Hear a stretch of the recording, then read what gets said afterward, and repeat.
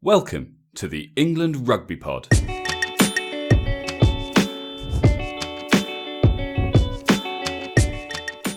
Thanks for downloading episode 104.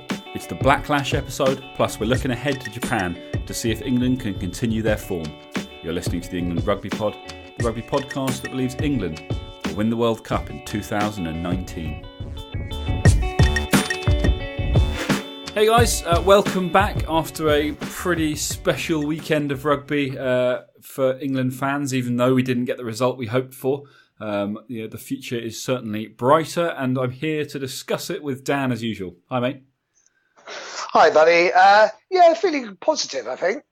I don't think you can look at it any other way. You know, it was given that New Zealand are the best team in the world, expectations were that England were going to get absolutely thumped, and you know, we'll discuss it, but obviously, ultimately, they lost because they let the game go. They failed to win it rather than scratching for something from the game. It was England's to win, and they had every opportunity to beat the best team in the world, and unfortunately, they didn't quite manage to do it. And opinions on why will vary. But quick question for you, mate. Should we be worried about our game management? I think that's a bit too much of a sweeping statement. I think there are definitely aspects, definitely elements of it that need work. But I think with all of these sorts of questions, you know, you're trying to discuss what's going on inside the players' minds, and we're making the assumption that somehow they weren't prepared for certain decisions. And I'm assuming that we're talking about the not taking 3 points when they were on offer question, which is always going to come up when that scenario kind of... So that it's a sort of lack of setting for a drop goal at the end. So another quick question for you then. In my opinion, the best ever England rugby team was the 2003 vintage. Right. If that was them and Jono was on the pitch there, do you think he's taking the 3 points? Almost certainly, because I agree. Because that was something that was instilled in them. But I also think Johnny probably would have slotted 3 or 4 drop goals throughout the 80 minutes too, because that's the way that he used to play. Yep. You know, it was almost like, if the 3 points are on, I'll take them. Otherwise, I'll look at what else is available, as opposed to when nothing else is available, I'll look to see if 3 points are on. And, you know, it clearly proved to be a pretty useful tactic for him and for the 2003 vintage. But the game's moved on. We don't have Johnny anymore. We don't have Jono at the helm. Do I think there's a lack of game management? I think it's important to point out for anyone that either hasn't seen it or didn't notice that, you know, Owen Farrell didn't just go, no, we're going for the corner, you know, hothead and all the rest of it. He went and had quite a lengthy chat, given the circumstances, with Mara Itoje, and they decided to go for the corner. So there was, you know, it wasn't a sort of it was a considered decision, and it didn't pay off. Perhaps England felt at that point in the game, especially if you think about it, given the try that they did score at the other end, they obviously felt they had what it took, and unfortunately it didn't pan out, which is always the danger with those decisions. Yeah, I think the thing for me that I found a little disappointing, and I'm not trying to be negative, because actually I think they had a great game, was the first kick I kind of got. It was right in the corner. It's not a guaranteed 3 points because it's not Johnny kicking. So I kind of got it. But the second one, when you're infield another 15 metres, the first line out hasn't worked. In my head, I was amazed they didn't take the 3 points then. Yeah. Yeah, I mean, like I said, it's one of those scenarios that will forever be, you'll be crucified for making the call when it doesn't work and praised for making it when it does work. Unfortunately, that's the nature of the game, and obviously, us as fans, it's our prerogative to abuse the players that make these calls when it doesn't work out. I'm less concerned about that, actually. I think there's time to decide if they're going to change their game plan. I think looking at the drop goal, I don't think it was a lack of wanting to get the drop goal. Perhaps the entire team, maybe there needs to be more of a sort of, you know, awareness throughout the team I have no doubt that both Owen Farrell and George Ford, in fact, I think the commentators mentioned it, they were both back in the pocket. They were both ready. They probably need... I think they need to work on the build-up for that as much as anything. I'm certainly not looking to blame any individual. And I think Johnny Wilkinson is involved with this England team. And if that was something that he constantly did, I have no doubt that he will have shared that opinion and that kind of experience with the team. Maybe what they need to take from this is, particularly in a World Cup where it's knockout and every point counts. Maybe we need to be a bit more aware than perhaps we have been. As I say, the game's moved on, and I think it's rare for any team to sit there and just thump drop goals through like Johnny used to do. And Beauden Barrett, playing in his 70th cap, hit his first drop goal for New Zealand in that same game. And let's not forget that Owen Farrell did kick a drop goal earlier on in the game, so it's not like it's something that he wasn't thinking about. But yeah, they just maybe they just. I don't think it's something to be concerned about, but I do think it's one of the things they'll take away from the game as a work on.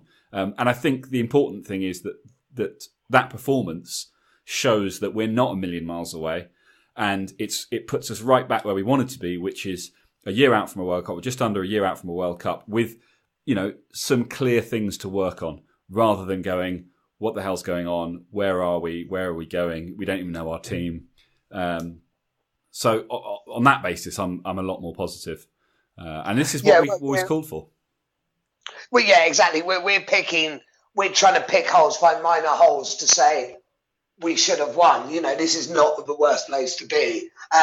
I think my last sort of slightly negative point that was a slight concern for me is we didn't score any more points after 20 odd minutes. No. And that's a bit of a worry. But also, listen, to move on to positive, we have found a world-class 7.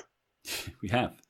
Well, so I read an interesting article from Jerry Guscott talking about Sam Underhill, in which he said the problem that England faces with the Sam Underhill versus Tom Curry debate is that the way that the game is played now, making tackles is great, but it's not game-changing in the same way that turnovers are. And so when you have a Sam Underhill that's going in and chopping people down left, right and centre and making record numbers of tackles, that's all, around the ankles and everything else, that's all well and good. But unless he can get in there and steal the ball, and it's not that he can't, but the problem is he's always at the bottom of the ruck because he's the one that made the tackle. You still need someone... But surely that's up to the rest of the team to complement that. Well, absolutely. Absolutely it is. But I guess what he's saying is that in a Tom Curry, you've got someone who's going to go in and steal the ball. Yeah. And so it's not quite as clear cut as going, Sam Underhill, wow, look at all those tackles he made, he's our man. You've still got to give kind of serious consideration to the fact that, is he... Do we need someone in that position who's going to be turning the ball over? Because if you can turn the ball over and in the process slow down the opposition, then you create far more problems than if you simply stop them on the end line. Yeah. Do you know what I mean? So I don't. Yes, I think great performance, and I'm looking forward to seeing where this England team goes, and I think it's brilliant to have him there. And I'm not saying that he's not the guy for me. But I don't think it's as clear-cut as, what a great game, he's our man. I think there's still more to look at. And maybe it's something that he needs to work on in his game. Although I don't think it's a lack of something he has. I think it's just, if you're going to make all the tackles, you're going to be at the bottom of the ruck. Yeah, sure. Who would you start if both are fit? And I don't... This is the thing. I don't know. Right now, I don't have a strong opinion on one or the other. I think I'm like you. I think Underhill was awesome. I want to see more of him in the white shirt. I'm just playing devil's advocate. I'm saying it's difficult to know. I think this is a lot where it comes game management in terms of picking your side, in terms of who are we playing against. What's going to be more valuable against the team that we're going up against? Is it going to be stopping them, getting them on the deck, or is it going to be ferreting around and slowing the ball down and getting hands on it and turning the ball over? I think if you've got, I think if you can replace the turnover side of what he as a number 7 should be doing with like the likes of Mara Itoje and your other back row players, then I think 100% Underhill probably is the 100% probably. I think Underhill is the man. But I think given how good Tom Curry is at getting in there and turning the ball over and making a nuisance of himself, I think it's hard to overlook him. Maybe Underhill's a 6. No, he's a 7 out and out, I think. Maybe Tom Curry's a 6.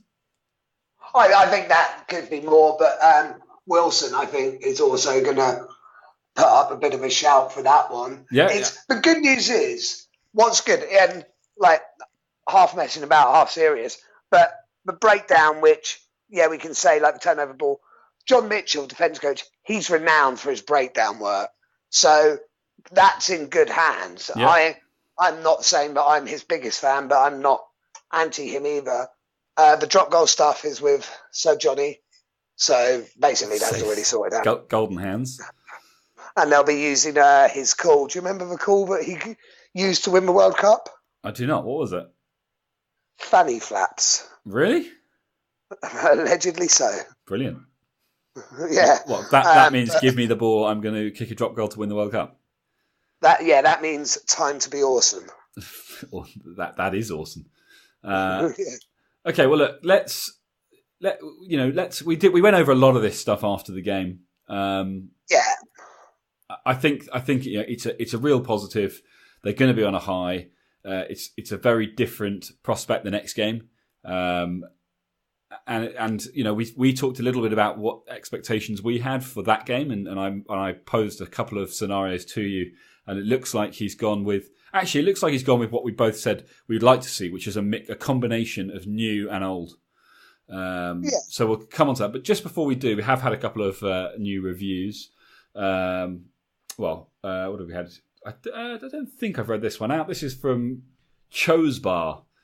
He says, as simple as brilliant fan banter between two lads, 5 stars. Banter, insight, informative, balanced and different to the rest. Dan and Andy bounce off one another like the oval-shaped ball off the pitch from a kick from the back of the field. If there's one podcast to subscribe to, it's this. Thanks, lads. Keep up the good work. It just about gets me to work and back in length. So, what a legend. Nice work from you there. And then from Alpal63, he gives us 4 stars, which is still good. He's a solid pod. Been listening for a few months and a solid rugby podcast if you're an England fan. However, the recent trend of releasing pre-match and half-time thoughts after the game is finished is baffling. Completely pointless listening to 30 plus minutes of predictions once you already know the result. And I wanted to just respond to that and say, fair enough, because reading what you're saying, it makes total sense. I understand that. But actually, the reason we did this was because we wanted to do something. One, we want to do something a little bit different. No one else is doing it. And it was more about kind of giving people, rather than just having the same chat that everyone else is having after the game, because we're going to do that. That's kind of the last section. We wanted people to be able to listen back and go, it'll be really interesting to see what they thought before the match and what do they think at half time. And then, so, there was method in our madness. I do understand that it's a bit weird to discuss a game before it happens, after it's already happened and we know the result. But we're not clever enough to do live episodes just yet. And we thought it offered something a little bit quirky, a little bit different, and something you're not getting anywhere else. So that's kind of the reasoning behind doing it. We quite like it. We do get quite a lot of positive feedback from it. But obviously, if most of you are in agreement with Alpal63, let us know, because it requires a lot more effort from our side. So if people don't want to hear it, if they'd rather we just discuss the game post-match, let us know, because it's certainly easier for us. Andy literally has to send a bodyguard to me to make sure I'm not drunk. So it would make his life a lot easier. As you all tend to hear, it doesn't work. It's do you know what? It is a fair point. But the reason, and this is just my own personal opinion, the reason I like it, because I listened to one the other day, is it kind of takes me back through the match. When you listen, I appreciate that you're listening afterwards and you're hearing predictions, but it kind of takes me back and helps me remember the match. But as Andy said, please let us know. And I think that's a completely fair comment. Absolutely. I like it because I quite like it when games change. So, we'll be talking, we're always positive before a match. We'll have a shocking first half and we'll come in saying, it's disastrous, what's going on, I'm pretty worried. And then we'll have an amazing second half and we'll be bouncing off the walls. Or as often happened in South Africa during the summer tour, we have this incredible first half and we're coming in at half time going, we've got this, we're going to smash them, it's all over, England are awesome. And then we come in at the full time and it's like, what's happened? It's a good way to show us as dickheads, isn't it? When I'm like, Wilson's all right. Yeah. Well, exactly. If we just covered post-match, we wouldn't have that. We'd briefly say, they look so good in the first half, but there's no point being good in the first half when you're going to be shit in the second half. And that would be I don't know. I feel like it wouldn't have the same impact. That's why we do it. But yeah, guys, let us know, because if you all think it's a load of rubbish, we'll change it. It's not a problem. Anyway, let's move on to Saturday's game. Thanks for the review. Was it Alpal? Alpal 63. Yeah, appreciate it. So as I've mentioned on I think the last episode, I'm away for a couple of weeks. I'm in the States. I am trying to find a way to watch the game. I've had a few recommendations from you guys on Twitter and Facebook, which I really appreciate. Don, I can't remember his surname, who's one of our Facebook followers. He's actually out in New Orleans, which is where I'm going to be. He's invited me for a beer. So I might, he mentioned it a few times. I may even be able to take him up on it now. Definitely go, mate. Does Whitey, you're staying with Whitey, right? Does he not have like a whole house of servants who can literally reenact the game or something? I mean, he might do, but that's not really what I want. All right, well, I won't help anymore. It's probably for the best. But for those of you that are helpful, appreciate the suggestions. If anyone else has a suggestion for an alternative to downloading some illegal download, which may end up having to be the only option available, let me know. Ideally, I'd want to watch it on a TV screen. But we'll see. But yeah, hopefully we'll get to watch the match. But it doesn't look like we're going to be able to record one of our episodes that apparently no one likes anyway, because unfortunately Dan's such a technophobe. I mean, he still thinks Twitter's called Twitterbox and Facebook is Face Party. Things have moved on, my friend. So that leaves recording with me, and unfortunately I'm not going to have all the kit and stuff with me. So what we'll look to do is a big kind of roundup of the last two games, because I'm away for both of them, annoyingly. We'll get back on Tuesday, I think, after the Australia game. So we'll do a big roundup post those two matches. But if I can find a way around that, we will get something out to you. But anyway, we will be doing our best to watch it or listen to it. And so let's talk about England against Japan. We discussed a few episodes ago, do we want to see England playing a full-strength side, like Clive Woodward said he wanted to see? Do we want to see them putting out a kind of a completely new side and trying out all these new players against, effectively a second-tier... Well, they are effectively a second-tier nation, although given how they performed in the World Cup last time round... Mate, do you mind... sorry to do this. I have had a look, but do you mind reading out the team again for me? I've been... busy having a chicken farmer for the Colonel today, so I have had a look, but I just, if you wouldn't mind refreshing. It's not a problem. So let's have a look. Where are we? About to start reading you an article. You don't want to hear me read an article. You want to hear the team. So yeah, it's got a half and half. I mean, there's 11 personnel changes in total, but he's kept in some of the bigger names. So we've got Danny Kerr starting. Okay. George Ford at 10, isn't it? George Ford at 10 and captain. Okay. Although Dylan Hartley and Owen Farrell are both on the bench, which I'm glad, because I think that's two key players that some of the new guys are going to get the opportunity to play with. I'm looking at this, and this is not a particularly helpful way for me to read it out. You've put me on the spot, and I haven't got the right section of the page. Here we go. So in the backs, you've got starting. You've got Daly. You've got Kokonasiga getting his first start for England. Jack Noel, Alex Lazowski's back from his ban. Chris Ashton. The other week, yeah. The other week, someone said about Lazowski, and I was like, no, he's still banned for a Japan match. Good knowledge there, dickhead. Yeah, ironically, he has also reminded us of that on Twitter. Oh, really? Yeah, I apologise to whoever that was. I was wrong. I'll look it up in a moment. But yeah, Ashton, Ford captain, Kerr, and then you got Hepburn, George, Williams up front with Ewells and Itoje, and then Laws, Wilson and Mercer. So I think still a pretty strong looking side. A few key names missing, obviously, in the likes of Farrell. But then on the bench, you got Hartley, Moon, Sinclair, which is a strong replacement front row. Hill, Underhill. Obviously, we've talked about Sam Underhill and the strength that he'll be bringing. And then Wigglesworth gets another crack at an England shirt from the bench with Farrell and Slade also there.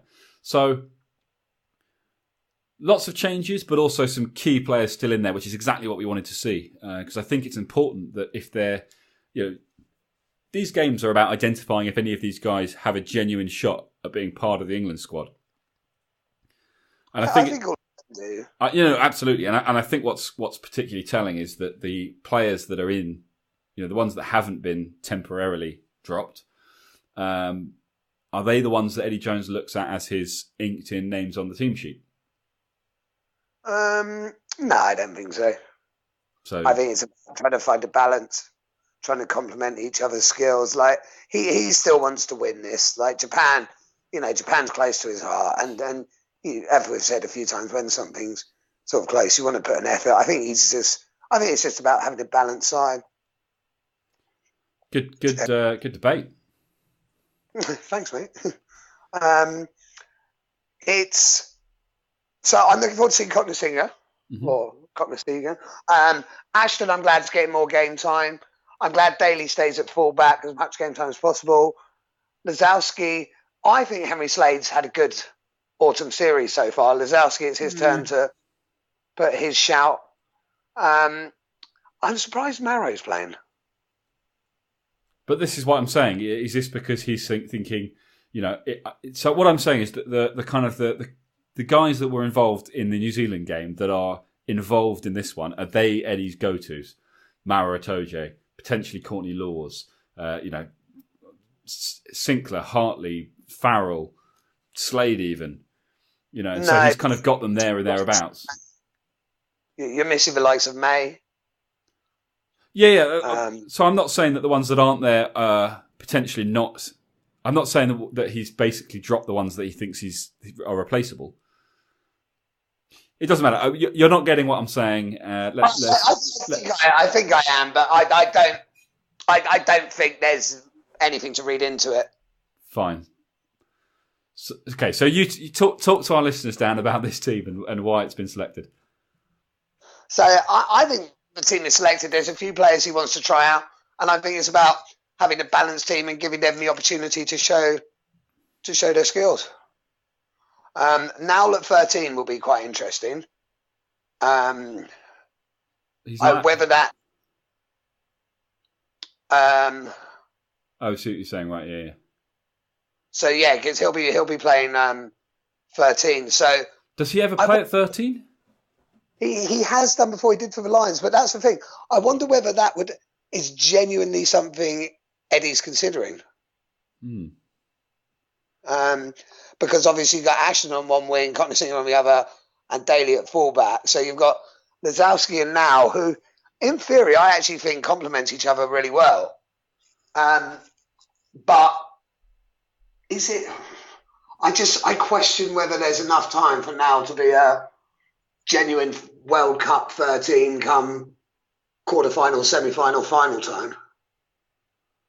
Yeah, I'm not seeing it.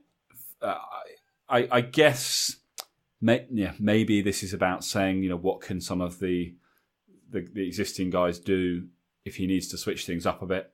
Is Jack Nowell a possible? I don't think he'll ever look at Jack Nowell to start in the 13 shirt, but could he be moved there if he needed to shift things around? Maybe that's what he's looking at here. Because I don't think that Jack Nowell is England's answer to the 13 shirt at all. But if needs must, can he fill in? Whereas I do think he's an important part of the England setup for sure. But maybe he's looking at him more as a sort of utility back. We've seen him on the wing, we've seen him at fullback. Can he also cover the centres? Yeah, and the other thing that's I'm a little bit sort of irked is probably even too strong, and that's not even particularly the strongest word, but Courtney Lawes in the back row. I think if you call up someone like Ben Morgan, why not give him a run out? Or just use a back row? I mean, I can't remember if you're the same, but I am not a fan of second row playing back row. I don't think... I agree. Although Courtney Lawes has been playing back row all season, I think. Yeah, for Northampton, but I think at international level... But what I'm saying is, if he's playing it for Northampton, then does that mean actually he's a flanker first who can play second row rather than a second row who can play flanker?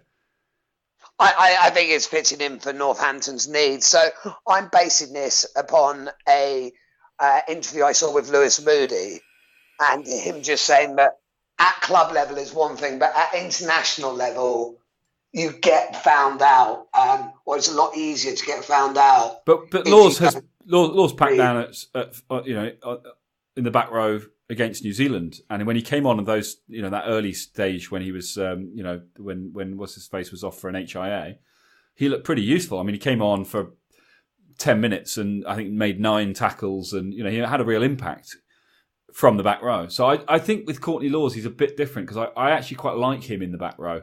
As a general rule, like when we've seen Itoje playing 6, I'm not a fan of it.